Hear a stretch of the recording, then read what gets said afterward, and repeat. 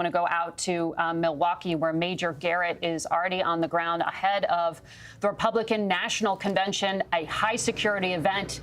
Major, I have to imagine it's getting even more protection at this hour. Well, Margaret, let me share what's happening right now. I'm about 2 blocks away from the arena where the Republican National Convention will be held. It's just over my shoulder. You can't see it over my shoulder, but trust me, it's 2 blocks that way. Already, the security perimeter is being built around that convention site, multiple blocks in every direction. As I reported earlier on our special coverage, Reince Priebus, the chairman of this Republican National Convention, was not, when he spoke to me about an hour ago, aware of any changes yet in the security protocols here in Milwaukee. He said he would not be surprised if, in fact, the existing very extensive security protocols and perimeters would either be hardened or extended, but nothing had been relayed to him yet. I just want to tell you what's going on in the last half hour here. We're, like I said, about 2 blocks from the convention arena.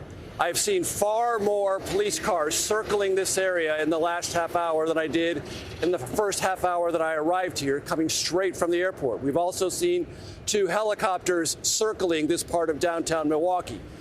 I wouldn't say that is dramatically out of the ordinary for preparations for an event of this size and security, but we can't pretend that it's not happening and not noticeable. It is noticeable and meant to be noticed. That's what's happening right here in Milwaukee. A couple of other things I can tell you, Margaret. Talking to those in the Trump inner circle about the events that will begin here tomorrow.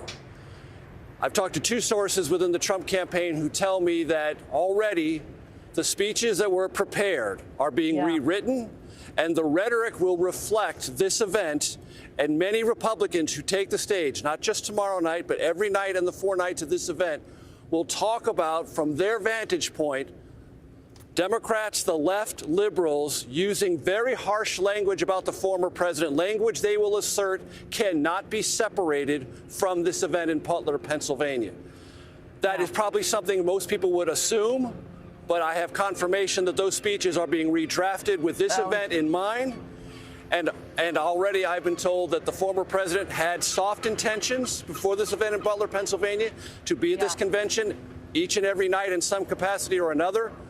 I've been told to expect him to be visible tomorrow night here.